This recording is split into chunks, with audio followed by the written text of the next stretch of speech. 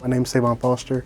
I'm an assistant professor in the sport management program, which is in the Department of Health, Sport, and Exercise Sciences. So my research interests primarily focus on intercollegiate athletics.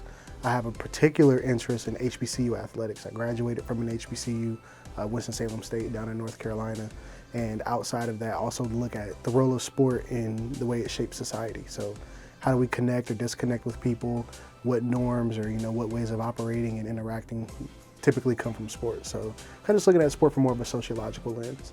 So when we think about college sports, we think about the KU, the Ohio States, University of Florida's, Texas A&M's, but it's like, what about the Winstons, the North Carolina A&T's, the Morgans? So it's like, I want to kind of communicate and show that there's a very diverse range and really show the uniqueness of that space.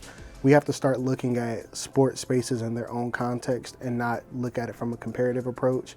If we only look at college athletics, professional athletics, even youth sport from very narrow lenses, it kind of diminishes the value that other spaces have and the impact that they have on different communities. But when you look at them at face value and what they do for that specific community, you get a better understanding of it, and then hopefully that better understanding transitions into like a higher level of investment or just a deeper awareness and support for it. We're starting to see the change now in the way that people know about, talk about, and understand these spaces.